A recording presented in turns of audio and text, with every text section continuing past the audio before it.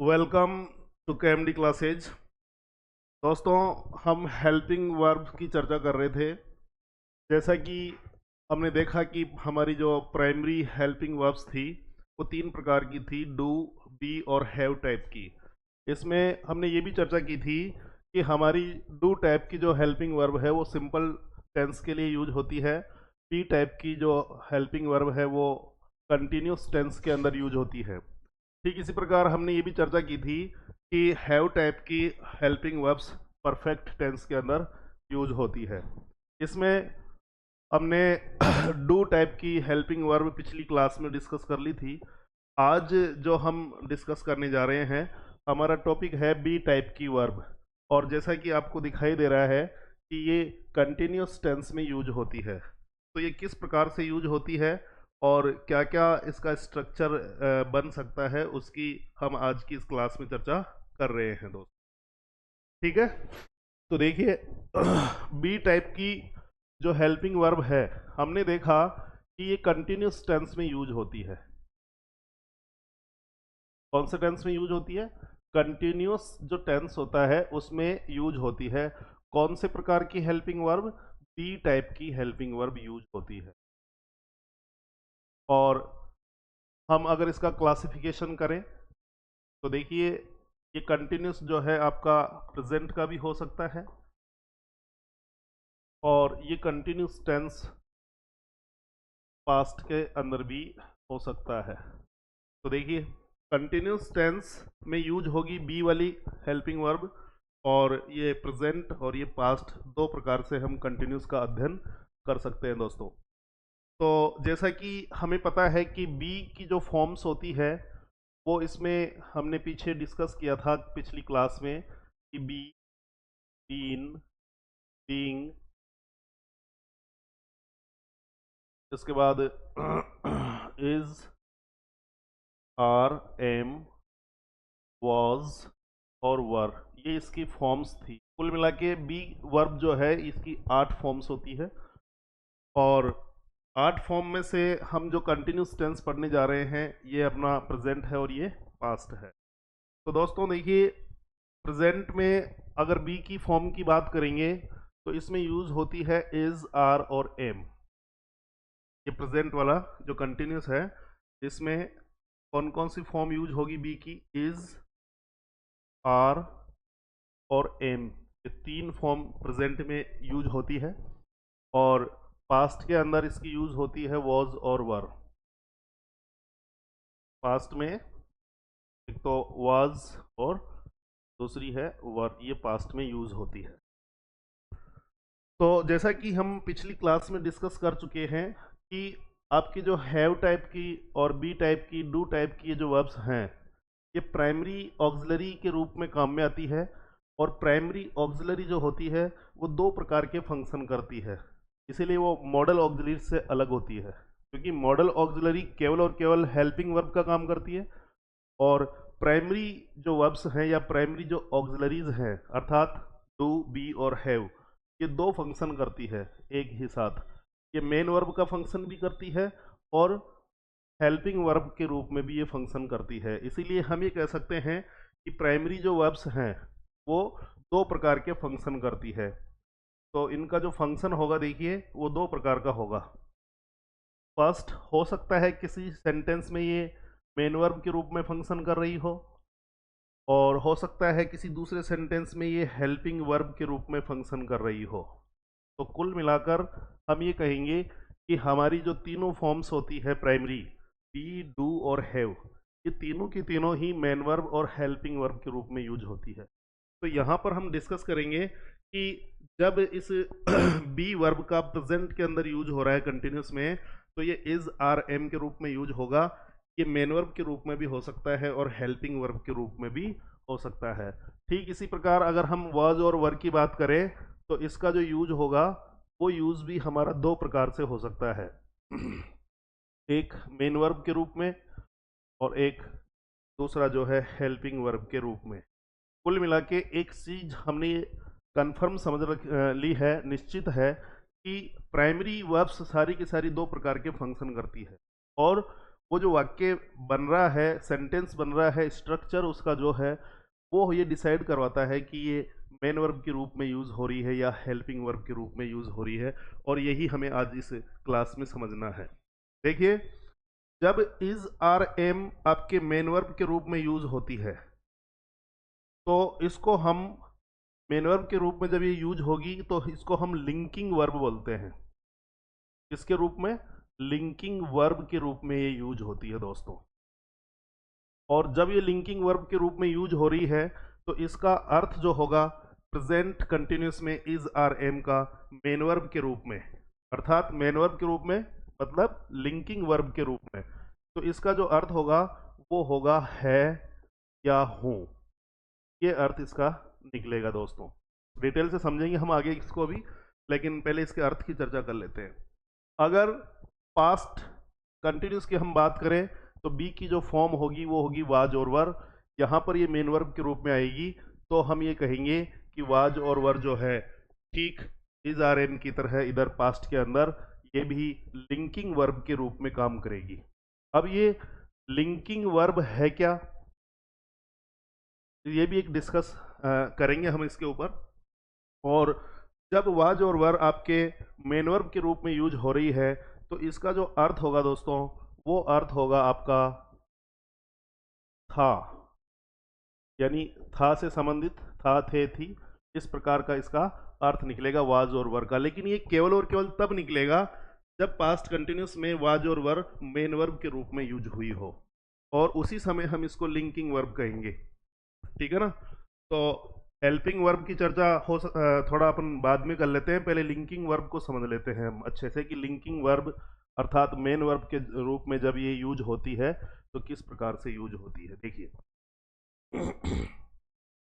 Present continuous में is are am main verb के रूप में यूज हुई है मान के चलें, तो इसका जो अर्थ होगा वो है या हूं होगा, और इसको हम लिंकिंग वर्ब कहेंगे। फॉर एग्जाम्पल इसका स्ट्रक्चर क्या होगा उसकी चर्चा करते हैं पहले। सबसे पहले देखिए इसमें आ जाएगा सब्जेक्ट और इसके बाद में बी वर्ब, क्योंकि कंटिन्यूस में कौन सी वर्ब यूज हो रही है? बी। तो बी वर्ब का कौन सा फॉर्म यूज होगा प्रेजेंट में? इज, आर और एम, जैसा कि हमने यहां लिया है। देखिए, तो सब्जेक्ट के बाद में ये आ जाएगा अपना इज या आर या एम, इसको हम बी वर्ब कह सकते हैं यहां से यहां तक कि बी वर्ब का एक फॉर्म इसके अंदर यूज होगा, चाहे वो इज हो, आर हो या एम हो। और इसके बाद में हम यहां लिखेंगे आगे, क्योंकि ये मेन वर्ब है तो आपके उस सेंटेंस में मेन वर्ब नहीं आएगी, ये इज आर एम खुद मेन वर्ब का काम करेगा, ये बी यहाँ मेन वर्ब का काम करेगी। तो इसके बाद आने वाली चीज जो होगी दोस्तों वो सब्जेक्ट कॉम्प्लीमेंट होगी। सब्जेक्ट कॉम्प्लीमेंट क्या चीज है? देखिए एक एग्जांपल से समझते हैं। हमने देखा है कि लिंकिंग वर्ब के रूप में अर्थात मेन वर्ब जब इज आर एम होगी तो वो लिंकिंग वर्ब होगी और इसका अर्थ है या हूं निकलेगा। जैसे देखिए हमने एग्जाम्पल लिया, ही इज ए डॉक्टर।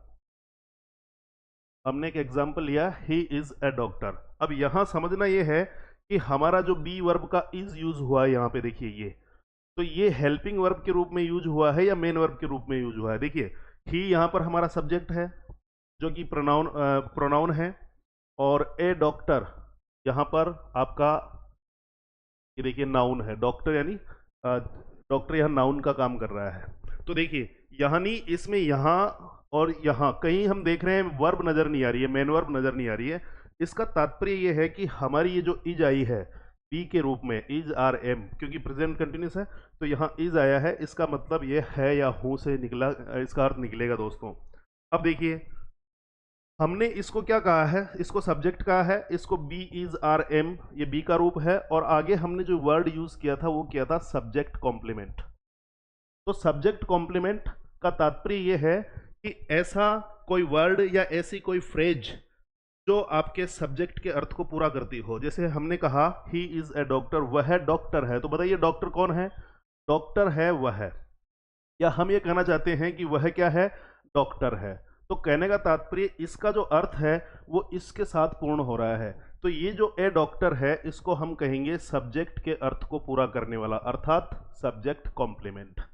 इसीलिए जब भी आपकी is are am main verb के रूप में यूज होगी तो इसको हम लिंकिंग वर्ब कहेंगे, क्योंकि ये सब्जेक्ट को और इस एडॉप्टर को, ध्यान देखिए ही और एडॉप्टर इन दोनों को लिंक करने का कार्य कौन कर रहा है, यहाँ पे इज कर रहा है, इसीलिए जोड़ रहा है दोनों को, क्योंकि वह क्या है, डॉक्टर है, डॉक्टर कौन है, वह है, इन दोनों को जोड़ने का कार्य यहाँ पर ये इज कर रहा है। एक और एग्जाम्पल से समझिए आप इसको।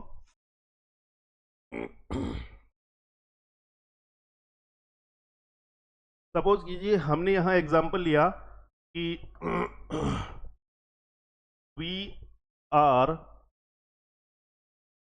स्टूडेंट्स, ये हमारा एग्जाम्पल है।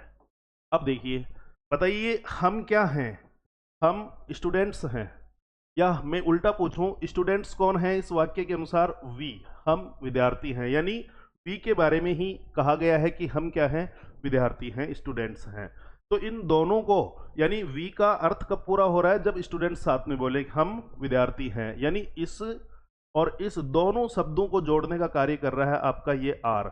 और आर क्या है यहाँ पर, आर यहाँ पर लिंक करने का कार्य कर रहा है, तो लिंकिंग वर्ब है, और लिंकिंग वर्ब के रूप में जब आर आता है तो ये मेन वर्ब का कार्य कर रहा है, क्योंकि इसके अलावा इस सेंटेंस में हमें कोई वर्ब नजर नहीं आ रही है। तो हम ये कहेंगे कि हमारी जो बी वर्ब है प्रेजेंट कंटिन्यूस में इज आर एम, वो मेन वर्ब का कार्य कर रही है। और जब इस प्रकार के स्ट्रक्चर आते हैं तो सब्जेक्ट को और अन्य किसी वर्ड को ये जोड़ने का काम करती है, इसीलिए इसको लिंकिंग वर्ब कहते हैं। तो क्लियर चीज ये है कि जब is are am linking verb का काम करती है तो वो क्या है, आपकी as a main verb use हो रही है। ठीक है दोस्तों, तो इसका स्ट्रक्चर क्या रहेगा, सब्जेक्ट प्लस ये बी वर्ब, बी का सब्जेक्ट के हिसाब से इज भी आ सकता है, सब्जेक्ट के हिसाब से आर भी आ सकता है, और एम भी आ सकता है, और फिर ये सब्जेक्ट कॉम्प्लीमेंट। ये जो सब्जेक्ट कॉम्प्लीमेंट है दोस्तों, यानी आपके वाक्य में जो सब्जेक्ट आया है उसके अर्थ को ये कॉम्प्लीमेंट पूरा कर रहा है। ये सब्जेक्ट कॉम्प्लीमेंट आपका एक नाउन भी हो सकता है, और सब्जेक्ट कॉम्प्लीमेंट आपका एडजेक्टिव भी हो सकता है, यानी विशेषता बताने वाला शब्द, विशेषण, एडजेक्टिव, ये भी हो सकता है। एडजेक्टिव कैसे हो सकता है, देखिए एक एग्जांपल लेते हैं, जैसे ही इज हैप्पी। अब इसका पार्ट्स ऑफ स्पीच क्या है हैप्पी का, देखिए हमने देखा कि ही इज हैप्पी, वह प्रसन्न है। अब देखिए अगर हम इन दोनों शब्दों को जोड़े, ही और हैप्पी को, तो जोड़ने का कार्य कौन कर रहा है, इज, अर्थात यहां पर इज लिंकिंग वर्ब है, लिंक कर रहा है, दोनों शब्दों को जोड़ रहा है, ऐड कर रहा है, ठीक है ना। तो यहाँ पे इज लिंकिंग वर्ब है, तो लिंकिंग वर्ब के रूप में सब्जेक्ट के हिसाब से इज भी आ सकता है, आर भी आ सकता है, और एम भी आ सकता है। अब हमने कहा कि ये आ गया सब्जेक्ट, ये आ गया बी टाइप की वर्ब जो मेन वर्ब का काम कर रही है, और लास्ट में हमने लिखा था सब्जेक्ट कॉम्प्लीमेंट, यानी ही इज हैप्पी, वह प्रसन्न है। इस ही का ये कॉम्प्लीमेंट है, अर्थात इसके अर्थ को पूरा कर रहा है। लेकिन हम यहाँ देखें, हैप्पी यानी प्रसन्न होना, और प्रसन्न होना अपने आप में क्या है, वह प्रसन्न है, वह दुखी है, ये सारी जो चीजें हैं, प्रसन्न होना, दुखी होना, ये उसकी विशेषता बता रहा है आपकी ही की, नाउन की। तो यहां पर हम इसको कहेंगे कि ये एडजेक्टिव है। तो हमने दो एग्जाम्पल लिए, पहला एग्जाम्पल देखिए, वी आर स्टूडेंट्स। अब स्टूडेंट्स एक प्रकार की नाउन है, तो आपका यहाँ पे जो सब्जेक्ट कॉम्प्लीमेंट है वो नाउन हुआ, ठीक है ना, स्टूडेंट्स, और यहाँ पे सब्जेक्ट कॉम्प्लीमेंट की बात करेंगे तो वो एडजेक्टिव हुआ, अर्थात विशेषण हुआ। तो इसीलिए हम कह सकते हैं कि आपके प्रेजेंट कंटिन्यूस के अंदर इज आर एम जो पहला कार्य करती है वो मेन वर्ब का भी करती है, और मेन वर्ब का जब ये कार्य करेगी तो ये लिंकिंग वर्ब्स कहलाएगी, और इसका अर्थ है या हूँ निकलेगा, ठीक है। और इसका जो स्ट्रक्चर रहेगा वो रहेगा सब्जेक्ट प्लस ये बी का कोई एक रूप जो भी उचित होगा वो हम लिख देंगे इज आर एम में से, और फिर सब्जेक्ट कॉम्प्लीमेंट, अर्थात सब्जेक्ट के अर्थ को पूरा करने वाला सब्जेक्ट कॉम्प्लीमेंट शब्द लिखेंगे। वो आपका नाउन भी हो सकता है, और वो आपका विशेषण भी हो सकता है, एडजेक्टिव भी हो सकता है। तो ये पहला केस है। अगर ठीक इसी प्रकार हम पास्ट के अंदर, पास्ट कंटिन्यूस में वाज और वर की चर्चा करें, तो देखिए पास्ट कंटिन्यूस में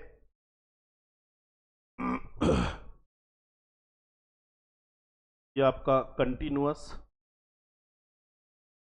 ये हो गया आपका प्रेजेंट, और ये आ गया अपना पास्ट। तो इसमें पास्ट में बी का कौन सा रूप आएगा, वाज और वर आएगा, ठीक है। तो ये नंबर एक हम देख रहे हैं कि मेन वर्ब के रूप में आ जाए, मान लीजिए। तो मेन वर्ब के रूप में जब आएगा वाज और वर, तो इसका अर्थ क्या होगा? था, थे, थी होगा। ठीक है, और इसको हम क्या कहेंगे? मेन वर्ब के रूप में जब ये आ रहा है वाज और वर, तो ये कहलाएगा आपके लिंकिंग वर्ब्स। क्या कहलाएगा? Linking verbs. ठीक है, और स्ट्रक्चर क्या रहेगा? जैसे भी प्रेजेंट में हमने देखा वैसे ही पास्ट में स्ट्रक्चर रहेगा, सब्जेक्ट प्लस ये बी वर्ब, और पास्ट में बी का मतलब क्या रहेगा पता है आपको? पास्ट में बी का मतलब रहेगा या तो वाज या वर, और इसके बाद में सब्जेक्ट कॉम्प्लीमेंट। ठीक है, अभी पीछे हमने देखा प्रेजेंट में, उसमें भी देखिए सब्जेक्ट प्लस ये बी का रूप, और प्रेजेंट कंटिन्यूस में बी का रूप क्या रहेगा? इज, आर, एम, और ये सब्जेक्ट कॉम्प्लीमेंट। ये वाला जो स्ट्रक्चर है अपना, ये वाला स्ट्रक्चर जो है subject plus be plus subject complement, ये वाला स्ट्रक्चर किस में काम करेगा? मेन वर्ब होगी ना आपकी, इज, आर, एम प्रेजेंट में आती है, तो प्रेजेंट में जब ये मेन वर्ब के साथ यूज होगी या मेन वर्ब के रूप में यूज होगी, तो इसको हम बोलेंगे है या हूं। और इसको हम क्या बोलेंगे? जब ये मेन वर्ब के रूप में यूज होगी तो लिंकिंग वर्ब्स बोलेंगे। और इसमें भी स्ट्रक्चर क्या रहेगा? Subject plus be plus subject complement. यहाँ बी का अर्थ होगा इज या फिर आर या फिर एम, और यहाँ पर देखिए subject plus be plus subject complement, यहाँ बी का अर्थ होगा वाज या वर, और अर्थ निकलेगा इधर था, थे, थी, और प्रेजेंट में निकलेगा इसका है या हूं। लेकिन ये जो दोनों चीजें हैं वो केवल और केवल मेन वर्ब के रूप में है। ठीक है, तो देखिए इसके एग्जाम्पल हमने पीछे देखे, अब यहाँ देखिए, मान लीजिए कोई हम ये कहना चाहते हैं कि वह चोर था। ठीक है ना, तो हम क्या लिखेंगे? सब्जेक्ट, देखिए वह चोर था। अब मुझे बताइए, वह आपका प्रोनाउन है, चोर एक प्रकार की नाउन है, तीफ। ठीक है ना, और इसमें वर्ब नहीं है, इसका मतलब हम जब इसमें वाज और वर यूज करेंगे तो वो as a main verb use होगी। कैसे होगी? As a main verb use होगी, और जब ये मेन वर्ब के रूप में यूज होती है तो इसका अर्थ होगा था, थे, थी, और ये क्या कहलाती है? लिंकिंग वर्ब्स कहलाती है। तो देखिए ही हमने लिखा, और ही क्या क्या था? ही क्या था? ही तीफ था, THIEF, ही क्या था? तीफ था। अब हमें ही और तीफ को कनेक्ट करना है, जोड़ना है। अब देखिए टेंस कौन सा है आपका? पास्ट में है, तो पास्ट वह चोर था। जब पास्ट कंटिन्यूस में हम बी टाइप की वर्ब यूज करते हैं तो वो करते हैं वाज और वर। ठीक है, और जब वो वाज और वर मेन वर्ब के रूप में आती है तो उसका अर्थ होता है था, थे, थी। तो हमें इन दोनों को कनेक्ट करने की, अर्थात लिंक करने के लिए जो वर्ब काम में लेंगे हम वो वाज और वर लेंगे, और वो मेन वर्ब के रूप में इस्तेमाल होगी, क्योंकि इसमें मेन वर्ब अभी आई नहीं है। कोई भी सेंटेंस बिना मेन वर्ब के नहीं बन सकता। ठीक है, मेन वर्ब, या हम यूं कहें उसको कि वर्ब जो होती है अकेले सेंटेंस बनाने की कैपेसिटी रखती है, लेकिन बिना वर्ब के कोई सेंटेंस नहीं बनता है। तो यहां पर हमने देखा ही और तीफ है, इसमें वर्ब ही नहीं है, तो वर्ब जब हम इसमें डालेंगे वाज और वर्ब, तो वो आपकी मेन वर्ब का काम करेगी। तो वह चोर था, तो हम लिखेंगे ही, एक क्वेश्चन है आपका, तो पास्ट में यह आएगा was, he was a thief, he was a thief, वह एक चोर था। इस प्रकार ये लिंकिंग वर्ब के रूप में काम कर रही है। तो हम ये कह सकते हैं कि लिंकिंग वर्ब और मेन वर्ब एक ही चीज होती है। जब आपकी बी टाइप की वर्ब, चाहे वो प्रेजेंट में इजार एम हो या पास्ट में वाजवर हो, जब मेन वर्ब के रूप में वो इस्तेमाल होगी तो वो एज ए लिंकिंग वर्ब इस्तेमाल होगी, ध्यान रखना। ठीक है ना, एज ए लिंकिंग वर्ब इस्तेमाल होगी, क्योंकि वो सब्जेक्ट को किसी अन्य चीज से जोड़ने का काम करती है, लिंक करने का काम करती है, और ऐसी कंडीशन में लिंकिंग वर्ब ही मेन वर्ब का काम करती है। तो ये तो चीज हो गई हमारे कंटिन्यूस में, प्रेजेंट और पास्ट में, जब आपकी इजारम और वाजवर किस रूप में आए? मेन वर्ब के रूप में आए। ठीक है दोस्तों, तो अब मेन वर्ब के रूप में ये चीजें आ रही है, तो मैंने पहले ही कहा कि बी हो चाहे डू हो चाहे हैव हो, कोई से भी वर्ब हो, वो मेन वर्ब का भी काम करती है और हेल्पिंग वर्ब का काम भी करती है। तो देखिए ये जो बी है इसको हमने प्रेजेंट के अंदर और पास्ट के अंदर, और बी का मतलब हम कौन सा ले रहे हैं? कंटिन्यूअस वाला। तो कंटिन्यूअस में प्रेजेंट के अंदर क्या आया? इज, आर और एम आया। यहां आया वाज और वर, ये बी के रूप हैं सारे के सारे।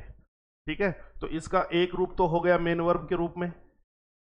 ठीक है, इसका भी एक रूप हो गया मेन वर्ब के रूप में। ठीक है, अब दूसरा जो रूप है वो होता है इनका हेल्पिंग वर्ब के रूप में।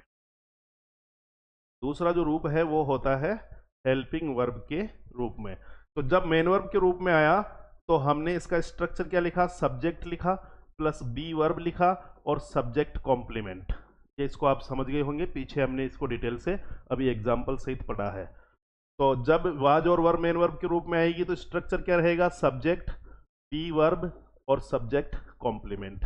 यहां पर ये जो बी है ये खुद ही किसके रूप में है, मेन वर्ब के रूप में है, और इसको हम इस कंडीशन में दूसरा जो नाम बोलेंगे वो बोलेंगे लिंकिंग वर्ब। ये इसकी चर्चा हो चुकी।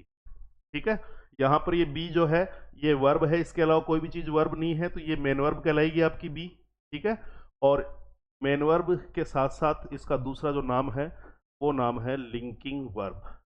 तो प्रेजेंट में लिंकिंग वर्ब हो गई इज आर एम, और पास्ट में लिंकिंग वर्ब हो गई वाज और वर।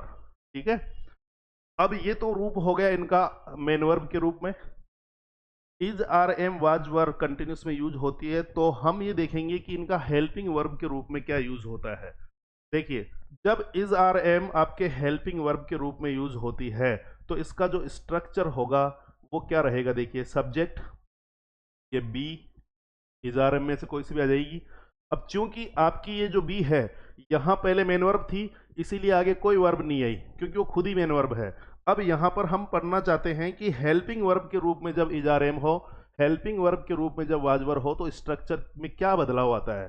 देखिए, सब्जेक्ट आ गया, बी आ गया, प्लस यहां पर हम सब्जेक्ट कॉम्प्लीमेंट नहीं लिखेंगे क्योंकि ये बी यहां मेन वर्ब थी, ये हेल्पिंग वर्ब है, तो यहां पर एक मेन वर्ब का आना जरूरी है। तो कंटिन्यूस है, कंटिन्यूस में आपको पता है वर्ब की चौथी फॉर्म आती है।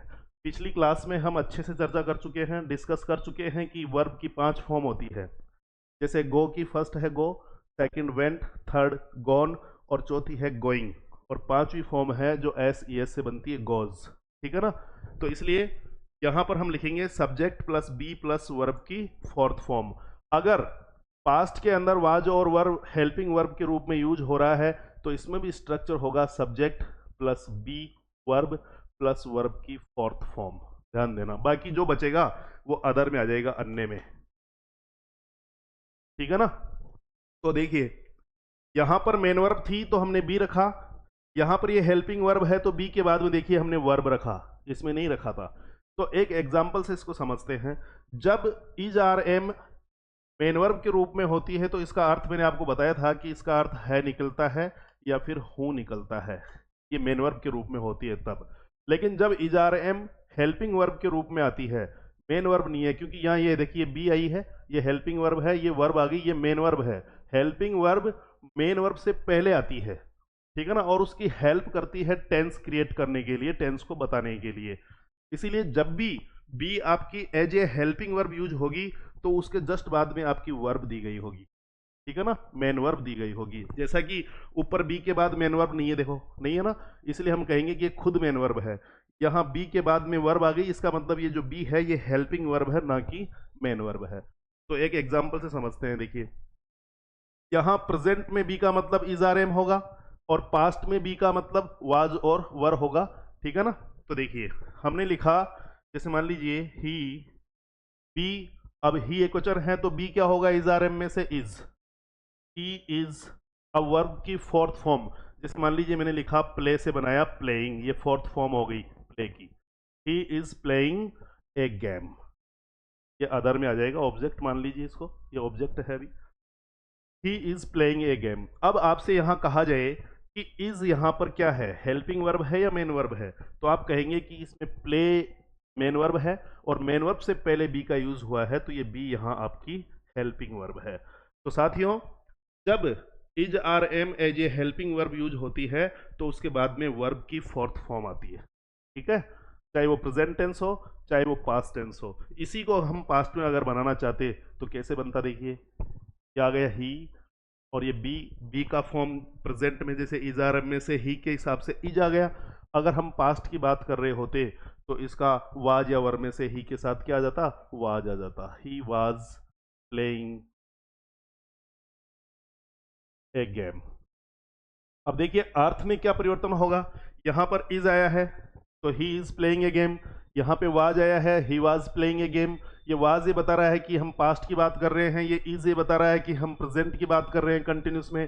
तो दोस्तों हम ये समझना चाह रहे हैं कि जब is are am as a main verb आता है तो इसका अर्थ है या हूं होता है, और जब is are am helping verb के रूप में आता है तो इसका अर्थ होता है रहा है, रही है, रहे हैं, रहा है, रही है, रहे हैं। और पास्ट में अगर हम बात करें, वाज वर्ब जब मेन वर्ब के रूप में आता है तो इसका अर्थ होता है था, थे, थी। ठीक है ना, था, थे और थी। ठीक है, जैसे ही वाज ए डॉक्टर, वह एक डॉक्टर था। ठीक है ना, ही वाज ए थीफ, वह एक चोर था। लेकिन जब ये हेल्पिंग वर्ब के रूप में आता है तो ठीक इसी प्रकार जैसे प्रेजेंट में इसका अर्थ रहा है, रही है, रहे हैं होता है, ठीक उसी प्रकार पास्ट के अंदर इसमें एज ए हेल्पिंग वर्ब इसका अर्थ हो जाएगा रहा था, रही थी, रहे थे। ये इसका हेल्पिंग वर्ब के रूप में अर्थ हो जाएगा दोस्तों। तो हम कहेंगे he was playing a game, तो वह एक खेल खेल रहा, वाज की वजह से हम बोलेंगे था, खेल रहा था। और यहां बोलेंगे he is playing a game, वह एक खेल खेल रहा है, अर्थात अभी वो प्रक्रिया चालू है तो प्रेजेंट कंटिन्यूस में बोलेंगे, और पहले कुछ समय पहले वो प्रक्रिया हो रही थी तो फिर हम पास्ट में बोलेंगे। ठीक है ना, तो इस प्रकार से आपकी ये दोबारा से रिव्यू देख लीजिए। बी आपकी जो वर्ब है वो कंटिन्यूस में काम में आती है, कंटिन्यूस प्रेजेंट का भी हो सकता है, कंटिन्यूस पास्ट का भी हो सकता है। प्रेजेंट का कंटिन्यूस है तो इज आर एम यूज होगी, पास्ट का कंटिन्यूस है तो वाजवर यूज होगी। ये दो प्रकार से यूज होती है इज आर एम और वाजवर, एक तो मेन वर्ब के रूप में, एक हेल्पिंग वर्ब के रूप में। ठीक है ना, मेन वर्ब के रूप में और हेल्पिंग वर्ब के रूप में। इज आर एम का हेल्पिंग वर्ब के रूप में अर्थ है रहा है, रही है, और मेन वर्ब के रूप में इसका अर्थ है या हूं। स्ट्रक्चर रहेगा subject be plus subject complement, helping verb में इसका स्ट्रक्चर रहेगा subject plus be plus verb की फोर्थ फॉर्म। ठीक यही चीज पास्ट में लागू होगी। अगर मेन वर्ब के रूप में वाज और वर आ रहा है तो इसका स्ट्रक्चर रहेगा subject plus be plus subject complement, और बी का तात्पर्य यहाँ वाजवर है, प्रेजेंट में बी का तात्पर्य इज आर एम है, और जब ये as a main verb use होती है तो हम इसको लिंकिंग वर्ब बोलते हैं। ठीक है, और हेल्पिंग वर्ब के रूप में स्ट्रक्चर आपने देख ही लिया, subject plus be plus verb की चौथी फॉर्म, ये दोनों में सेम है। और जैसा कि यहाँ बी है तो इजारे में से आएगा, और पास्ट में बी है जो वाज और वर में से आएगा। अगर आपका सब्जेक्ट सिंगुलर है तो वाज आ जाएगा, और सब्जेक्ट अगर प्लूरल है तो वर आ जाएगा। ठीक है दोस्तों, तो उम्मीद करता हूँ कि आप ये चीज़ अच्छे से समझ गए होंगे कि किस प्रकार से बी जो है आपके प्रेजेंट कंटिन्यूस और पास्ट कंटिन्यूस के अंदर यूज होती है। ठीक है दोस्तों, अब हम इसके बाद बात करेंगे हैव टाइप की जो वर्ब है उसकी। हैव टाइप की हमारी जो वर्ब है ये कौन कौन सी है, देखिए इसमें आया था आपके पास, एक तो हैव आया था, एक हैज आया था, और एक हैड। हैव टाइप की जो वर्ब है वो तीन फॉर्म रखती है। हमने पहले पिछली क्लास में डिस्कस किया था कि हैव टाइप की जो वर्ब होती है वो परफेक्ट टेंस में काम आती है। कौन से टेंस में? परफेक्ट टेंस में काम आती है। तो परफेक्ट टेंस में हैव टाइप की जो वर्ब है किस प्रकार से काम में ली जाती है उसके बारे में हम यहाँ डिटेल से अध्ययन करते हैं। देखिए देखिए ये है आपका परफेक्ट टेंस। जैसा कि हमने बी के बारे में पढ़ा वैसे ही हम इसमें परफेक्ट में देख लेते हैं। हैव टाइप की वर्ब काम में आती है, कौन सी? हैव टाइप की, और हैव की फॉर्म बता दी आपको, हैव, हैज और हैड। ठीक है दोस्तों, तो देखिए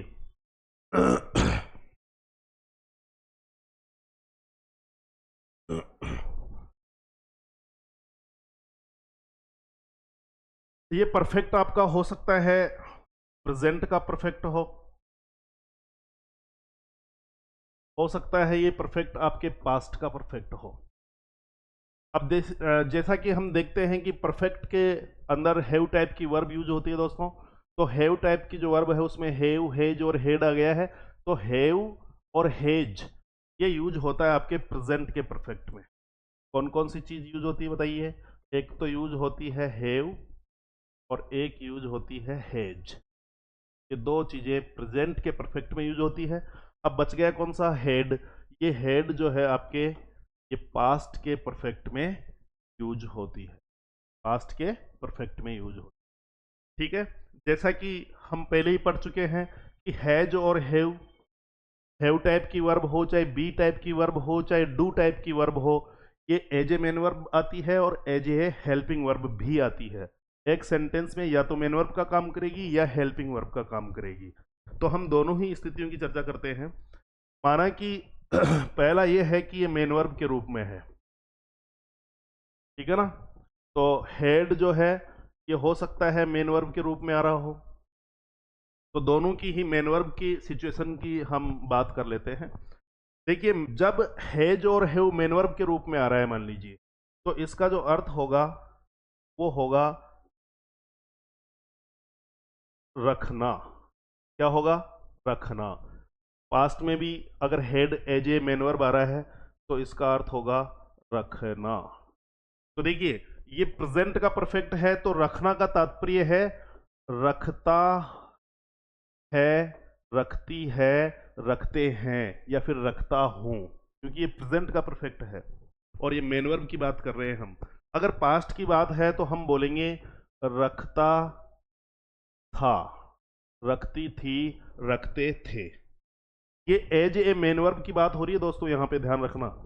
ये हेल्पिंग वर्ब की बात नहीं हो रही है।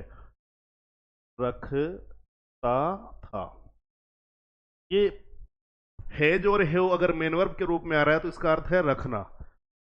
पास्ट में हैड अगर मेन वर्ब के रूप में आ रहा है तो इसका अर्थ है रखना। ठीक है, ये पास्ट का परफेक्ट है और ये प्रेजेंट का परफेक्ट है। और परफेक्ट में फॉर्म आती है हैव टाइप की वर्ब आती है, और हैव टाइप की वर्ब हैव, हैज और हैड तीन फॉर्म रखती है। तो हैव और हैज तो आ गई आपके प्रेजेंट के परफेक्ट में, और हैड आ गई आपके पास्ट के परफेक्ट में। तो जब जब प्रेजेंट परफेक्ट में हैव और हैज टाइप की जो वर्ब मेन वर्ब के रूप में आई है तो इसका अर्थ होता है रखना, अर्थात रखता है, रखती है, रखते हैं। इसका स्ट्रक्चर क्या रहेगा दोस्तों, देखिए, जब ये मेन वर्ब के रूप में आ रही है तो इसका स्ट्रक्चर रहेगा जैसे सब्जेक्ट, और ये आ गई आपकी हैव टाइप की वर्ब, ठीक है, जो जिसका मान या तो हैव होगा या हैज होगा। इसका तात्पर्य, सब्जेक्ट एक वचन है तो हैज हो जाएगा, सब्जेक्ट बहुवचन है तो हैव हो जाएगा। और हम यहां लिखेंगे अदर। अदर का मतलब अन्य। जैसे देखिए, मैं यहां लिखूं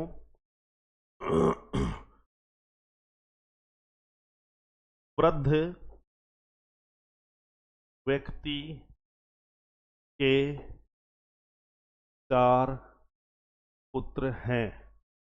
अब देखिए, आप मुझे ये बताइए कि हमने एक एग्जाम्पल लिया है वृद्ध व्यक्ति के 4 पुत्र हैं, तो आपका सब्जेक्ट हो गया वृद्ध व्यक्ति, और इसमें और दूसरी चीज है 4 पुत्र।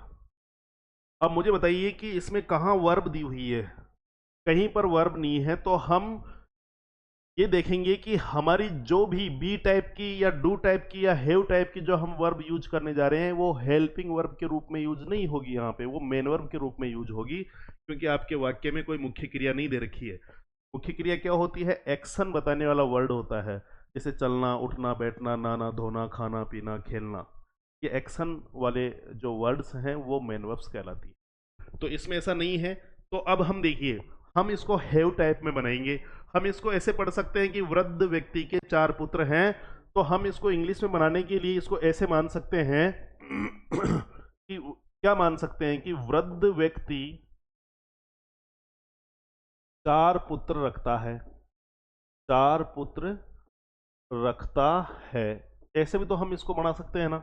बात ये की है वृद्ध व्यक्ति के 4 पुत्र हैं या वृद्ध व्यक्ति 4 पुत्र रखता है, इस प्रकार से हम इसको ट्रांसलेट करते हैं दोस्तों। अब देखिए, मैंने कहा कि जब परफेक्ट में हैव टाइप की वर्ब आती है तो प्रेजेंट में आएगी हैज और हैव, क्योंकि हैव टाइप की वर्ब के हैज, हैव और हैड 3 रूप हैं। तो प्रेजेंट के परफेक्ट में आएगी हैज और हैव, पास्ट के परफेक्ट में आएगी आपके हैड। अब मैंने ये कहा है कि जब ये मेन वर्ब के रूप में यूज होती है आपकी हैव टाइप की वर्ब, तो इसका अर्थ होता है रखना, यानी रखता है। ये प्रेजेंट परफेक्ट है इसीलिए हम बोलेंगे रखता है। अगर पास्ट परफेक्ट होता तो हम बोलते रखता था। ठीक है ना। या हम पहले इसको बना लेते हैं फिर उसका लेते हैं। देखिए, वृद्ध व्यक्ति के 4 पुत्र थे, अर्थात वृद्ध व्यक्ति 4 पुत्र रखता है। तो कैसे सेंटेंस बनाएंगे आप? स्ट्रक्चर क्या बताया मैंने? सब्जेक्ट, सब्जेक्ट कौन है? Old man. ओल्ड मैन,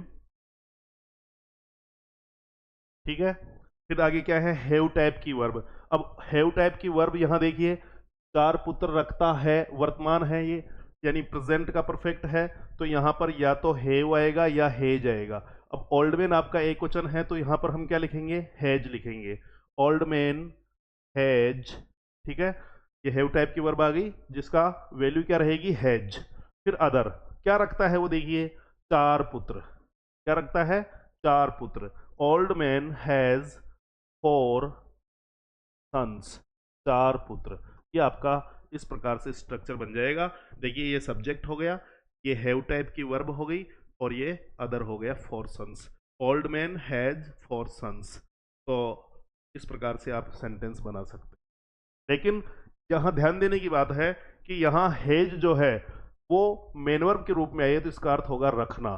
क्योंकि हैज आपके प्रेजेंट परफेक्ट में है तो इसको हम बोलेंगे रखता है। Old man has 4 sons. अगर इसी का हम टेंस चेंज कर दे, मान लो वृद्ध व्यक्ति 4 पुत्र रखता था। 4 पुत्र रखता था, या तो अब वृद्ध व्यक्ति नहीं है, मर गया हो, मान लो हम ये कहें कि इस वृद्ध व्यक्ति के 4 पुत्र थे, तो टेंस चेंज हो गया। तो यहां पर स्ट्रक्चर सेम रहेगा, क्योंकि यहां भी हम मेन वर्ब के रूप में ये वाला स्ट्रक्चर काम में ले रहे हैं, तो यहां भी मेन वर्ब के रूप में स्ट्रक्चर क्या रहेगा? सब्जेक्ट रहेगा, ये हैव टाइप की वर्ब रहेगी, ध्यान देना, और अदर रहेगा। लेकिन यहां ध्यान देने की बात यह है, क्योंकि ये टेंस जो है आपका पास्ट परफेक्ट है, तो हैव टाइप की जो वर्ब है उसमें हैज और हैव तो प्रेजेंट में चला गया और पास्ट में आ गया केवल हैड। इसीलिए ये हैव टाइप की जो वर्ब है, इससे तात्पर्य है कि इसकी वैल्यू रहेगी हैड। तो हम फिर यहां लिखेंगे, क्या लिखेंगे? Old man B type, has type की, हैव टाइप की जो वर्ब है पास्ट में क्या रहेगी? पास्ट में केवल एक ही है, had. Old man had 4 sons. देखिए, ये सब्जेक्ट आ गया, ये आपका हैव टाइप की वर्ब आ गई, और ये अदर आ गया। देखिए, सब्जेक्ट, हैव टाइप की वर्ब और अदर। हैव टाइप की वर्ब का मतलब पास्ट में हैड है, सीधी सी बात ये है। तो अब दोनों वाक्यों की तुलना कीजिए। ओल्ड मैन हैज 4 सन्स, वृद्ध व्यक्ति 4 पुत्र रखता है, या उस वृद्ध व्यक्ति के 4 पुत्र हैं, ठीक है ना। और ओल्ड मैन हैड 4 सन्स, यानी उस वृद्ध व्यक्ति के क्या है? 4 पुत्र थे। हैड आ गया ना, 4 पुत्र थे, यानी हम ये कह सकते हैं कि वृद्ध व्यक्ति 4 पुत्र रखता था। तो ये वाली जो चीज है, हैव, हैज और हैड, ये एज ए मेन वर्ब आता है तब इसका अर्थ ये वाला होता है, और ये वाला स्ट्रक्चर इसमें काम करता है। दोस्तों, उम्मीद करता हूं समझ में आ रही होगी आपके। एक बार आप दोबारा से इसका रिव्यू लेंगे ना तो अच्छे से समझ में आ जाएगी, ठीक है। फिर भी अगर कोई चीज़ आपसे अगर बिना ऐसे रह जाती है कि समझ में नहीं आई है, टिपिकल सी लगती है, तो आप मुझे कमेंट कीजिएगा, मैं उसका आपको अलग से सॉल्यूशन जो है डिटेल में बता दूंगा, ठीक है। तो देखिए, हमने कहा कि ये जो हैव टाइप की वर्ब है ये मेन वर्ब के रूप में भी काम करती है और हेल्पिंग वर्ब के रूप में भी काम करती है। तीनों की तीनों ही, डू जो सिंपल में आती है वो भी एज ए मेन वर्ब और एज ए हेल्पिंग वर्ब काम करती है। बी भी मेन वर्ब और हेल्पिंग वर्ब के रूप में काम करती है। हैव भी मेन वर्ब और हेल्पिंग वर्ब के रूप में काम करती है। तो दोस्तों, ये हमारा हो गया मेन वर्ब के रूप में। इसमें हैज और हैव मेन वर्ब का काम कर रहा है, इसमें पास्ट में भी हैड जो है वो मेन वर्ब का काम कर रहा है, ठीक है ना। एक और एग्जांपल से इसको समझते हैं। देखिए देखिए, एग्जांपल ले अपन। हम यहां कह रहे हैं कि मेरे पास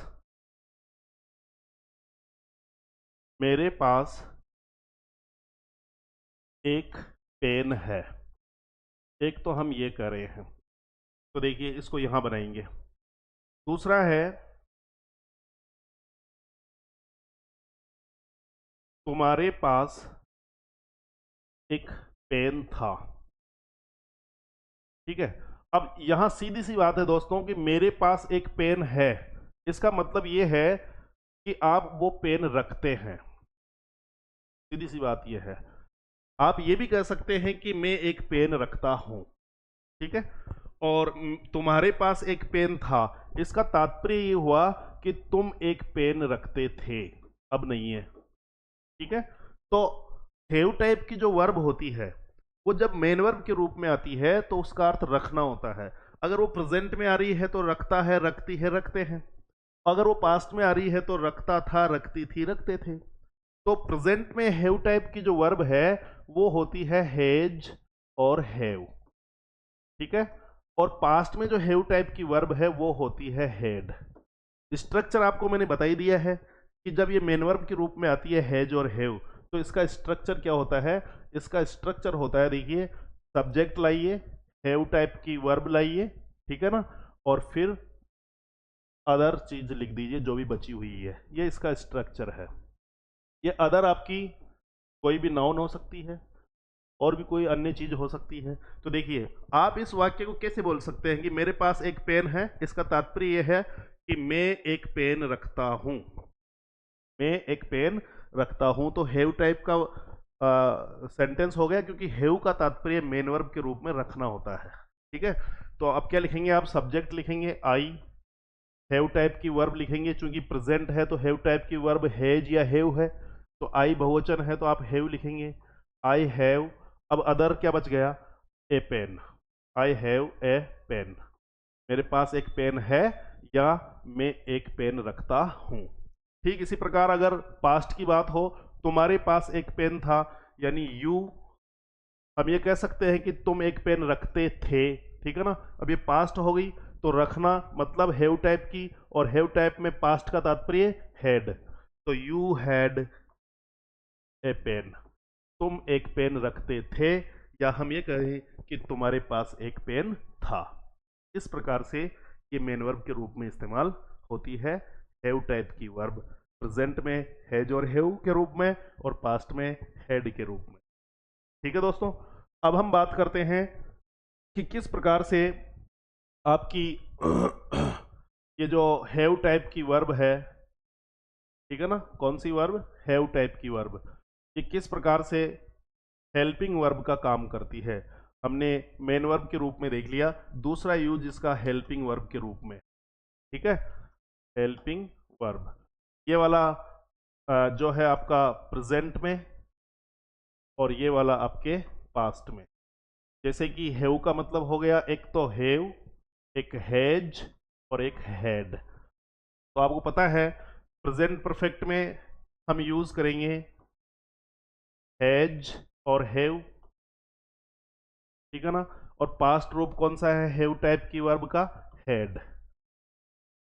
तो जब दोस्तों ये मेन वर्ब के रूप में इस्तेमाल नहीं हो, हेल्पिंग वर्ब के रूप में इस्तेमाल हो, तो इसका अर्थ क्या होता है, देखिए, हैज और हैव जो जब परफेक्ट में हेल्पिंग वर्ब के रूप में इस्तेमाल होती है तो इसका अर्थ होता है दोस्तों चुका है, चुकी है, चुके हैं, ठीक है। कब, प्रेजेंट परफेक्ट में। अगर हम पास्ट परफेक्ट की बात करें और एज ए हेल्पिंग वर्ब इस्तेमाल हुआ है हेड, तो इसका अर्थ होगा दोस्तों चुका था, चुकी थी, चुके थे, ठीक है। हेल्पिंग वर्ब के रूप में चुका है हैज हैव, चुका था हैड। लिंग के हिसाब से चुका है, चुकी है, चुके हैं। मेन वर्ब के रूप में इनका अर्थ क्या था, रखना, प्रेजेंट में रखता है, पास्ट में रखता था। हेल्पिंग वर्ब के रूप में इनका अर्थ है चुका है, हैज हैव का, और हेड का अर्थ है चुका था।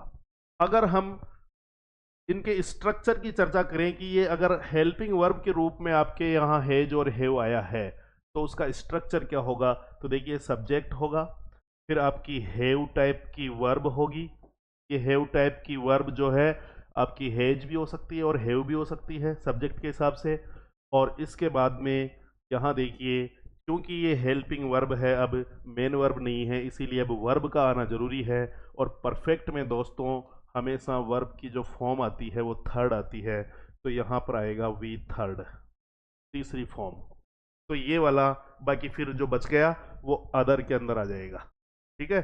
तो चाहे वो प्रेजेंट का परफेक्ट हो या फिर पास्ट का परफेक्ट हो, इसका हेल्पिंग वर्ब के रूप में जब यूज हो रहा है तो स्ट्रक्चर होगा सब्जेक्ट प्लस हैव टाइप की वर्ब प्लस वी थर्ड, और फिर कोई बचता है तो अन्य। ठीक है, यहां ध्यान देना है कि प्रेजेंट परफेक्ट में हैव टाइप की वर्ब का मतलब होता है या तो हैज या हैव। ठीक है, और पास्ट परफेक्ट में हैव टाइप की वर्ब का मतलब होता है केवल और केवल हैड। ये एक वचन के लिए भी यही आती है और बहुवचन के लिए भी यही आती है, कर्ता कोई सा भी हो। ठीक है, एग्जाम्पल लेके देखते हैं। तो देखिए एग्जाम्पल है इसका, जैसे वह है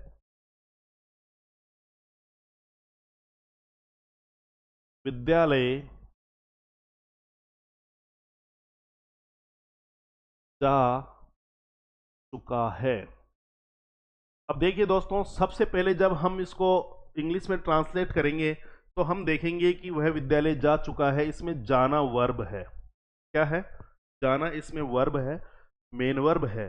तो जब मेन वर्ब अपने को सेंटेंस में दिखाई दे रही है तो हमारी जो अब हैव टाइप की हम वर्ब लगाएंगे वो मेन वर्ब कैसे हो सकती है? वो तो हेल्पिंग वर्ब ही होगी। और जब हेल्पिंग वर्ब होगी, हैव टाइप की हेल्पिंग वर्ब के साथ हमेशा परफेक्ट में थर्ड फॉर्म यूज होती है, तो स्ट्रक्चर होगा सब्जेक्ट प्लस हैव टाइप की वर्ब प्लस वर्ब की थर्ड फॉर्म। अब यहां पर चुका है, कार्य पूरा हो अभी भी हुआ है, विद्यालय जा चुका है। पास्ट में हो जा चुका था तो हैव टाइप की वर्ब आएगी आपकी हैड, और अगर प्रेजेंट परफेक्ट की बात है जा चुका है तो फिर इसमें आपकी जो हैव टाइप की वर्ब आएगी वो हैज या हैव आएगी। तो देखिए स्ट्रक्चर के हिसाब से सब्जेक्ट आ गया ही, फिर आपकी हैव टाइप की वर्ब है तो प्रेजेंट परफेक्ट है जा चुका है। ठीक है, इसका अर्थ चुका है। तो फिर एक वचन के लिए हम इसमें यूज करेंगे हैज, ही हैज, और फिर वर्ब की थर्ड फॉर्म तो गो की थर्ड फॉर्म आ जाएगी गॉन। ठीक है, ही हैज गॉन। अब जो बच गया वो अदर में डाल दीजिए। कहाँ जा चुका है? विद्यालय। जिस स्थान पर हम आते हैं, पहुंचते हैं, या जिस स्थान पर हम जाते हैं, आने या जाने के स्थान को टू से व्यक्त करते हैं, तो ही हैज गॉन टू। अब क्या बच गया? इसको दोस्तों यदि ये पास्ट का होता, जैसे वह विद्यालय जा चुका था, अगर इसको पास्ट में मनाया जाए वह विद्यालय जा चुका था, तो सीधी सी बात है ही, अब यहां पर हैव टाइप की वर्ब का मतलब हेड होगा, पास्ट की बात है इसलिए he had gone to school. बदला क्या? यहां देखिए, यहां हैज, और यहां देखिए यहां हैड। कहने का मतलब अगर प्रेजेंट परफेक्ट है तो हैव टाइप की वर्ब हैज आ गई, और पास्ट परफेक्ट है चुका था, he had gone to school, तो यहां हैड आ गई। जैसे ही हैज की जगह हेड आया तो आपका टेंस बदल गया। यहां ध्यान देना कि यहां हेड है तो एक वचन के लिए भी ही रहेगा। जैसे हम विद्यालय जा चुके थे तो we had gone to school, ये हेड एक वचन के लिए और बहुवचन के लिए दोनों के लिए रहेगा। लेकिन यहां हम देख रहे हैं कि हैज और हैव दो चीजें हैं। अगर हम यहाँ कहें कि हम विद्यालय जा चुके थे तो वी, फिर यहाँ हैज ना आके क्या आ जाएगा? हैव आ जाएगा। We have gone. ठीक है, तो हैज एक वचन के लिए है और हैव बहुवचन के लिए है। ठीक इसी प्रकार से हमने परफेक्ट देखा कि परफेक्ट जो है प्रेजेंट में भी हो सकता है, पास्ट में भी हो सकता है। हैव टाइप की वर्ब जो है परफेक्ट में यूज होती ही है। इसके रूप है हैज, हैव, हैड, तीन रूप हैं। तो हमने देखा कि प्रेजेंट में हैज और हैव का यूज होगा और पास्ट में हैड का यूज होगा। इसके दो यूज हैं, एक तो मेन वर्ब के रूप में और एक हेल्पिंग वर्ब के रूप में। तो हेल्पिंग वर्ब के रूप में जब ये यूज होती है तो वर्ब की थर्ड फॉर्म लेती है, चाहे प्रेजेंट हो परफेक्ट का या फिर पास्ट हो। प्रेजेंट में हैज और हैव के साथ थर्ड फॉर्म, पास्ट में हैड के साथ वर्ब की थर्ड फॉर्म। लेकिन जब ये मेन वर्ब के रूप में यूज होती है दोस्तों, तो ध्यान रखने की बात है कि जब मेन वर्ब के रूप में यूज होगी तो इसका जो स्ट्रक्चर रहेगा वो रहेगा सब्जेक्ट प्लस हैव टाइप की वर्ब प्लस अदर। यहाँ पर ये हैव जो है ये खुद एज ए मेन वर्ब काम करेगी, और यहाँ पर जो ये हैव टाइप की वर्ब हेड आएगी ये खुद एज ए मेन वर्ब काम करेगी। इसके अलावा उस वाक्य में दूसरी मेन वर्ब नहीं होगी। ठीक है, तो जब हम कोई वाक्य बनाते हैं और उस वाक्य में हमें मेन वर्ब नजर नहीं आती है तो वो आपकी जो हेल्पिंग वर्ब के रूप में यूज हो रही थी वो वहां मेन वर्ब के रूप में यूज होगी। ठीक है ना? इसके बाद में लास्ट वाला हम देख लेते हैं। जैसे कि आपने देखा कि हमारे पास डू, बी और हैव, ये तीन ही प्रकार की हमारे पास हेल्पिंग वर्ब्स थी प्राइमरी, ठीक है ना। मॉडल वाली 9 प्रकार की थी, ठीक है। तो टोटल हमने 23 हेल्पिंग वर्ब्स पढ़ी है पिछली क्लास में। अगर आपने अच्छे से अध्ययन किया है तो आपके समझ में आ रही होगी कि डू के 3 हैं, बी के 8 हैं, हेव के 3 हैं। इस प्रकार 8 और 6 14 तो रूप हो गए प्राइमरी के, और 9 मॉडल ऑक्सिलरीज थी। इस प्रकार 23 जो थी वो टोटल हेल्पिंग वर्ब्स थी। हमने ये देखा कि डू आती है आपके सिंपल में, बी आती है कंटिन्यूस टेंस में, और हैव आती है परफेक्ट टेंस में। इनकी चर्चा हमने एक एक करके आराम से कर ली है। किसके रूप में? मेन वर्ब के रूप में भी कर ली है, और हेल्पिंग वर्ब के रूप में भी हमने इनकी चर्चा कर ली है। उम्मीद करता हूं आपके अच्छे से समझ में आई है। अगर थोड़ा बहुत और कोई इश्यू है तो आप मुझे अवगत कराएं, मैं उसको क्लियर करूंगा। ठीक है दोस्तों, अब यहां समझने की बात यह है कि जब हम सिंपल, कंटिन्यूस और परफेक्ट टेंस की चर्चा कर चुके, तो दोस्तों एक टेंस और होता है, यानी परफेक्ट कंटिन्यूस। तो इसके अंदर किस प्रकार से हम इनका यूज करें, उसकी भी चर्चा हम आज के इस अध्याय में करते हैं। देखिए, अगर हम परफेक्ट कंटिन्यूअस टेंस की बात करें, तो जैसा कि दोस्तों हमने कहा कि परफेक्ट में कौन सी फॉर्म आती है? हैव वाली वर्ब आती है। और कंटिन्यूस में कौन सी वर्ब आती है? बी वाली वर्ब आती है। ठीक है, तो बी का तात्पर्य क्या था? बी का तात्पर्य बी भी था, बीन भी था, बीइंग भी था, इज आर एम भी था, ठीक है, और वाज और वर भी था। ये सारे के सारे 8 फॉर्म्स थी बी की। हैव से तात्पर्य क्या था? हैव से तात्पर्य हैज, हैव और हैड था कि नहीं था? बताइए। अब हम टेंस पढ़ना चाहते हैं। देखो, परफेक्ट में हमने पढ़ा हैज, हैव, हैड। कंटिन्यूस में हमने पढ़ा बी के बारे में, is are am was were, is are am was were, be been being के बारे में। लेकिन अब हम जो टेंस पढ़ना चाहते हैं वो परफेक्ट नहीं पढ़ना चाहते, वो कंटिन्यूस नहीं पढ़ना चाहते, हम पढ़ना चाहते हैं परफेक्ट कंटिन्यूस, जिसमें परफेक्ट भी हो और कंटिन्यूस भी हो। तो दोस्तों परफेक्ट जब हमने ले लिया है तो इसमें आ जाएगा, देखिए, हैव टाइप की वर्ब, यानी हैज, हैव और हैड। अभी थोड़ी देर पहले हमने पढ़ा है कि परफेक्ट जब टेंस आता है तो उसमें वर्ब की थर्ड फॉर्म यूज होती है, इसीलिए इसके साथ कंटिन्यूस नाम आ रहा है। तो इधर से एक कंटिन्यूस की उठा लीजिए, तो बी की थर्ड फॉर्म क्या होती है? बी की थर्ड फॉर्म बीन होती है। इसीलिए इस बीन को इसके पास ले आइए, यानी कि इसमें हम प्लस करेंगे इसकी हेल्पिंग वर्ब में बीन। तो टोटल जो फॉर्म हो जाएगी हमारे पास परफेक्ट कंटिन्यूस की, वो हो जाएगी हैज बीन, हैव बीन और हैड बीन। 3 प्रकार की हेल्पिंग वर्ब हमारे परफेक्ट कंटिन्यूस टेंस में काम देगी। बीन कहां से आया? बी की फॉर्म से। हैज, हैव, हेड कहां से आया? हैव की फॉर्म से। हैव की फॉर्म क्यों ली? क्योंकि परफेक्ट था। बी की फॉर्म क्यों ली? क्योंकि कंटिन्यूस था, और कंटिन्यूस में ही काम में आती है बी। ठीक है दोस्तों, तो हमारी परफेक्ट कंटिन्यूस में कुल मिला के जो हेल्पिंग वर्ब्स काम में आएगी वो आएगी हैज बीन, हैव बीन और हैड बीन। ठीक है, तो इसकी भी हम इस प्रकार से अध्ययन कर लेते हैं। देखिए, ये आ गया आपके परफेक्ट कंटिन्यूअस।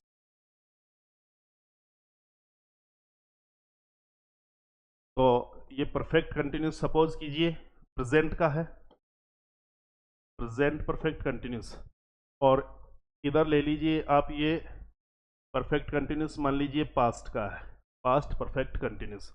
तो आपके पास कौन कौन सी फॉर्म आई परफेक्ट कंटिन्यूस में? वो आई हैज, हैव और हैड, इसके साथ प्लस करेंगे हम बीन। ये कंटिन्यूस से लिया हमने, थर्ड फॉर्म ले ली कंटिन्यूस की, तो has been, have been, had been आपके इसमें काम में आने वाली है। अगर ये प्रेजेंट का परफेक्ट है दोस्तों, तो आपकी इसमें काम में आएगी, देखिए, हैज बीन और हैव बीन। ठीक है ना? और अगर ये पास्ट का परफेक्ट है दोस्तों, तो आपके इसमें काम में आएगी केवल और केवल हैड बीन। अब जैसा कि मैंने पहले ही कहा कि ये दो रूप में इस्तेमाल होती है, ये मेन वर्ब के रूप में इस्तेमाल होती है और हेल्पिंग वर्ब के रूप में भी इस्तेमाल होती है। तो पहले हम मेन वर्ब के रूप की बात कर ले। जब हैव बीन, हैज बीन और हैड बीन किसके रूप में हो? मेन वर्ब के रूप में हो। तो देखिए, क्योंकि ये परफेक्ट कंटिन्यूस टेंस है तो इसमें एक जो चीज होती है सबसे इंपॉर्टेंट, वो होती है टाइम। कौन सी? टाइम दिया हुआ होता है इसमें। एक निश्चित समय होता है, एक अनिश्चित समय होता है। हम इसकी एक अलग से चर्चा करेंगे कि सिंस और फॉर को हम किस प्रकार से यूज करते हैं। उसको प्रीपोजिशन के रूप में भी इस्तेमाल कर सकते हैं, उसको हम कंजक्शन के रूप में भी इस्तेमाल कर सकते हैं, लेकिन यहाँ इस टेंस में जो है वो केवल और केवल आपके प्रीपोजिशन के रूप में इस्तेमाल होगा और वो प्रीपोजिशन ऑफ टाइम होगा। निश्चित समय के लिए सिंस होगा, अनिश्चित समय के लिए फॉर होगा। ठीक है दोस्तों। तो जब हैज बीन और हैव बीन आपके मेन वर्ब के रूप में इस्तेमाल है तो इसको हम बोलेंगे से रहा है। क्या बोलेंगे? से रहा है। मेन वर्ब के रूप में इसका यह अर्थ है। हैड बीन का अर्थ जो है मेन वर्ब के रूप में वो है से रहा था। ठीक है, ये खुद मेन वर्ब है। एग्जाम्पल देने से पहले हम ये देखें कि इसका स्ट्रक्चर क्या रहेगा। मेन वर्ब के रूप में इसका स्ट्रक्चर रहता है दोस्तों सब्जेक्ट प्लस ये आपकी, देखो परफेक्ट में हैव और कंटिन्यूस की बी, यानी वर्ब जो हुई वो हुई हैज बीन और हैव बीन। तो सब्जेक्ट के बाद में हैज, हैव यानी हैव टाइप की और बी टाइप की जो वर्ब है उसका यहाँ पे हम लिख देंगे कि यहाँ पर सब्जेक्ट के बाद हैव और बी टाइप की वर्ब आएगी। ठीक है, परफेक्ट प्रेजेंट के परफेक्ट कंटिन्यूस में हैव टाइप की और बी टाइप की वर्ब का मतलब है हैज बीन और हैव बीन। ठीक है, और यहाँ लिखेंगे हम अदर। ये स्ट्रक्चर जो रहेगा ये आपका किस में रहेगा? मेन वर्ब के रूप में, क्योंकि आपकी हैव टाइप की और बी टाइप की वर्ब ही यहाँ मेन वर्ब का काम कर रही है, इसीलिए इसके बाद कोई मेन वर्ब नहीं आने वाली। ठीक है ना। जैसे इसमें भी स्ट्रक्चर यही रहेगा, सब्जेक्ट हैव और बी टाइप की जो वर्ब है वो, और फिर अदर। अब इसको ध्यान से समझें आप।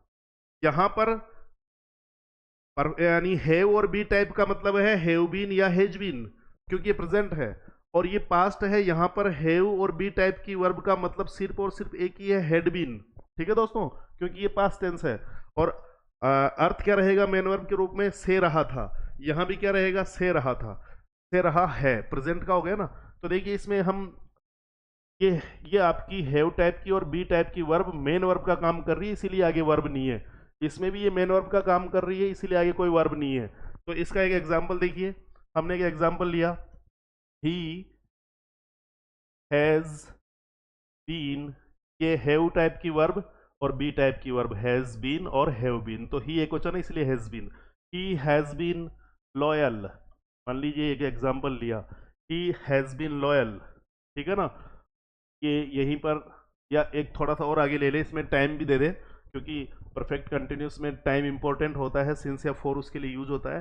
ही हैज बीन लॉयल, जैसे मान लीजिए for, he has been loyal for a long time. For a long time, लंबे समय से। अब देखिए इसका अर्थ क्या होगा। ही हैज बीन लॉयल, आप यहां देखेंगे कि हैज बीन आपकी प्राइमरी हेल्पिंग वर्ब है, लेकिन इसके बाद में कोई वर्ब नहीं आई है। देखिए इसके बाद में जो वर्ड आया है वो है लॉयल, और लॉयल का अर्थ होता है दोस्तों वफादार। क्या होता है? वफादार। और वफादार होना अपने आप में विशेषण है। कोई व्यक्ति अगर वफादार है तो वफादार क्या है? उसकी वफादारी उसकी विशेषण है। ही हैज बीन लॉयल, वह वफादार रहा है, यानी कि ये एडजेक्टिव है। क्या है? एडजेक्टिव। तो कहने का मतलब इसके तुरंत बाद कोई वर्ब नहीं आई है, एडजेक्टिव आया है, और आगे भी वर्ब नहीं है कहीं भी, इसीलिए ये हैज बीन अपने आप में यहाँ पर मेन वर्ब है। और मेन वर्ब है तो इसका अर्थ है से रहा है, यानी वह हैज बीन, वह रहा है। कब से? देखिए समय से पहले फॉर आया है तो इसका अर्थ होगा से। समय से पहले फॉर आया है तो इसका अर्थ होगा से। समय ये ए लॉन्ग टाइम, यानी लंबे समय से। हमें पता नहीं वो लंबा समय कितना है, 2 साल है, 10 साल है, 15 साल है, 20 साल है। 2 साल होता तो कौन से 2 साल हैं, 10 साल होता तो कौन से 10 साल हैं, एग्जैक्ट पता नहीं है हमें। तो जब एग्जैक्ट पता हो, जैसे मान लीजिए 2010 से वो वफादार है, तो फिर वो सिंस आ जाएगा। घड़ी का समय जैसे 2 बज गए तो वो निश्चित समय है, तो उसके लिए सिंस आएगा। अनिश्चित समय 2 दिन, 2 घंटे, 2 साल, ठीक है ना, एक लंबे समय से, वो सारे के सारे अनिश्चित हैं, इसीलिए अनिश्चित समय के लिए फोर आता है और निश्चित समय के लिए सिंस आता है। तो लंबे समय फोर यानी से, लंबे समय से ही यानी वह, हैज बीन यानी रहा है, लॉयल यानी वफादार।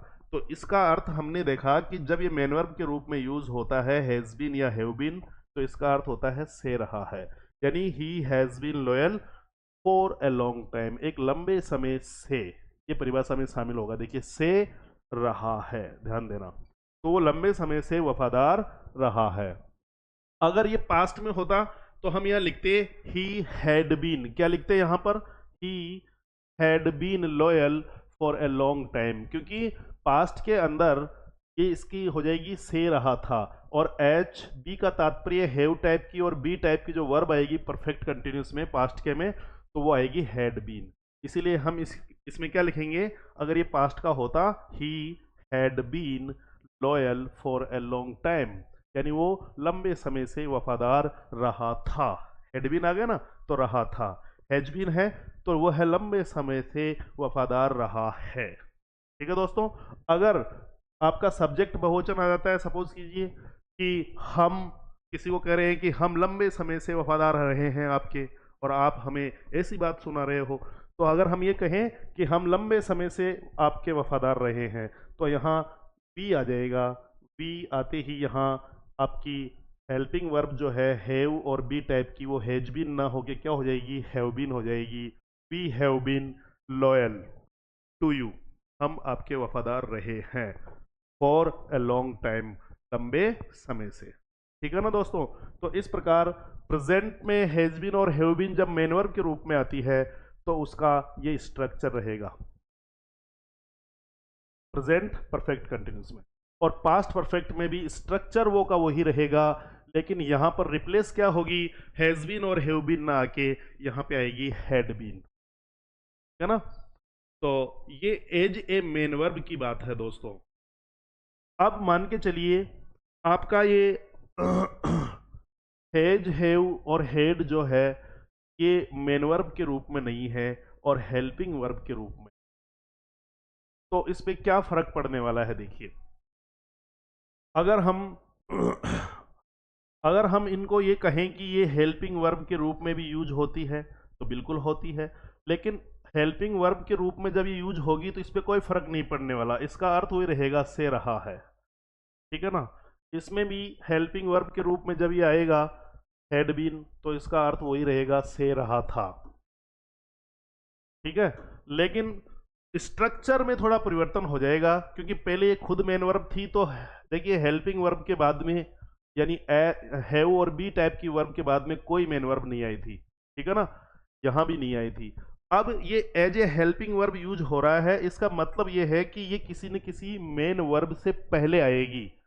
इससे मेन वर्ब से पहले, तो देखिए इसका स्ट्रक्चर रहेगा सब्जेक्ट प्लस हैव और बी का रूप, कहने का तात्पर्य वही हैज बीन या हैव बीन।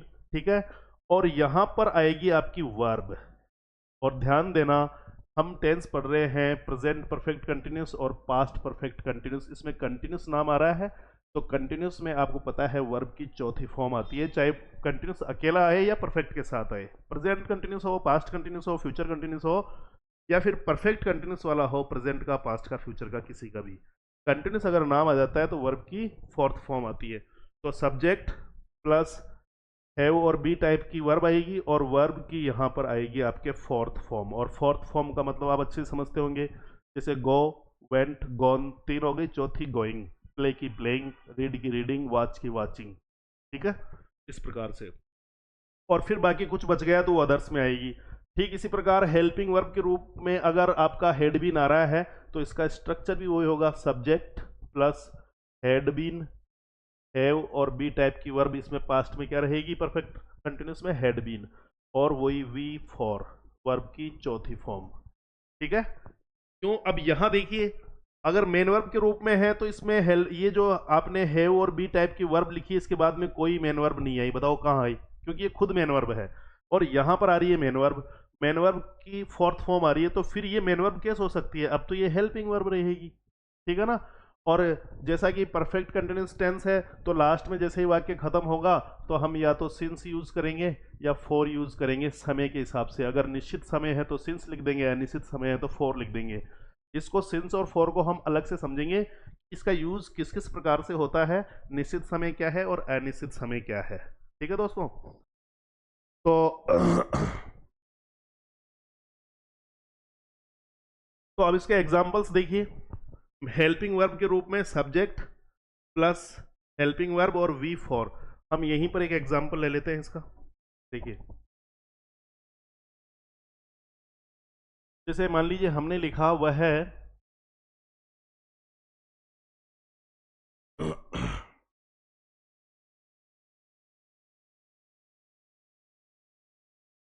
वह सुबह से लिख रहा है, वह सुबह से लिख रहा है, ये लिखा हमने। तो देखिए से रहा है। अब यहां देखिए, आप वाक्य को देखते ही समझ जाएंगे कि हम जो यूज करने जा रहे हैं has been, have been, had been, वो एज ए मेन वर्ब आएगा या एज ए हेल्पिंग वर्ब आएगा। आपको इसमें दिख रहा होगा, देखिए वह सुबह से लिख रहा है, ये लिखना क्या होती है? लिखना वर्ब होती है, मेन वर्ब है ये। जब इसमें ऑलरेडी मेन वर्ब है तो आपकी जो हैव टाइप की और बी टाइप की वर्ब आएगी, अर्थात हैज बीन और हैव बीन आएगी, या हो सकता है टेंस पास्ट में है तो हैड बीन आएगी, तो वो फिर मेन वर्ब नहीं हो सकती, वो फिर हेल्पिंग वर्ब होगी। और हेल्पिंग वर्ब होगी तो हमें पता है सब्जेक्ट, हैव टाइप की, बी टाइप की वर्ब और वी फोर आएगा। तो देखिए सब्जेक्ट वह है, इसको हम बनाते हैं ही। अब हैव और बी टाइप की क्या रहेगी? देखो रहा है, कब से? सुबह से रहा है, यानी हैज बीन और हैव बीन।